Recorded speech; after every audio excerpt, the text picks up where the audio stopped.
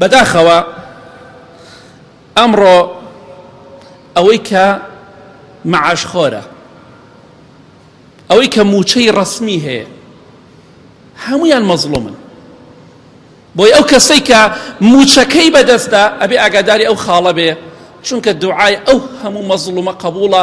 ئەمڕۆ یا بەیانی دڵنیا بە قبول دەبێ و ڕووناکیتان لێ تاریک دەبێت، چونکە پێغەمبەری خوا فەرموویەتی صلی الله عليه وسلم قبول دەبێ.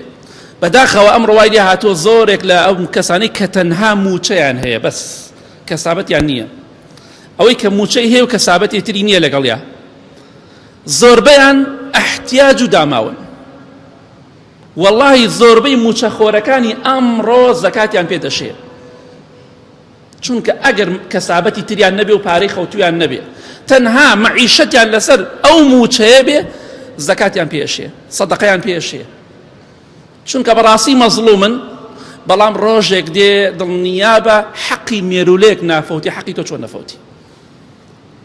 تۆ بە ئیزنی خوا مەزڵومی سەربەرزی، ئەوەشی زاڵم بێ سەرشۆڕ و زەلیلی دنیا و قیامەتە. بۆیە بەداخەوە وایان لێ هاتۆ زۆربەی ئەوانەی کە تەنها مەعاشیان هەیە و کەسابەتیان نییە لەگەڵیدا قەرزارن، شەرمەزار بوونە، کەرامەتیان بە حسابی خۆیان لای خەڵک نەماوە، خۆیان دەشارنەوە. ئەڵێ وەڵای خۆم دەشارمەوە لە کابرای مارکێت، خۆم دەشارمەوە لەو کەسەی کە پارەی لامە، لە ڕووم نایە خۆمی دەرخەم، جارێ خۆم ئەشارمەوە لێی.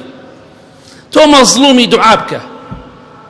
ئینسانێک بەپێی حەدیث ئینسان کە زوڵمی لێکرا دروستە دوعا بکە، بەڵام گوێندان نە، دوعا تەنها دوعا، چونکە تۆ گوێن بە خەڵکی مەدە.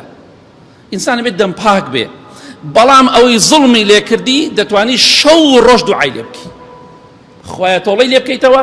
بۆیە لا کەسێکیان پرسی وتیان فڵان کەس زوڵمت لێیەکە، تۆ چی دەڵێی؟ وتی چاوەڕێ دەکەم هەتا ئەو ڕۆژەی دەمرێ ئەو زاڵمەی کە زوڵمی لێم کردووە. ئەو کاتە ئەگەر پێم کرا دێم ئەڵێم خوایە گیان حەقی من لە ئەم کەسە بسێنە، ئەمە زوڵمی لێ کردوو. بۆیە خۆشەویستان، ئەگەر پێتان دەکرێ ئەو کەسانەی کە خاوەنی خانوون دانە بەکرێ، ئەو کەسانەی کە دوکانیان داوە بەکرێ، ئاگاتان لەو کرێچیانەی خۆتان بێت، یارمەتیان بدەن، چونکە کاتێکە موچە نەبوو کابرای کاسبیش بازاڕی نامێنێ. بەهۆی ئەم زوڵمەوە کە لە موچە خۆر دەکرێ، ئەو کەسانی کە زوڵم لە ئەم میلەت و گەلە دەکەن، کاسبکارەکەیش ئیشی نامێنێ، هەموو شتەکان بە عام دەوەستەیە. بۆیە یارمەتیان بدەن، دوکانت هەیە شتێکیان بۆ بشکێنە، کرێخانوت هەیە شتێکیان بۆ بشکێنە، بەڵکو بە ئیزنی خوا، خوای گەورە پاداشتی خێر بداتەوە. و داواش دەکەم ئەو کەسانەی کە خاوەنی زەکاتن، هەندێک لە زەکاتەکانیان پێش بخەن بۆ ئێستا پێش ڕەمەزان.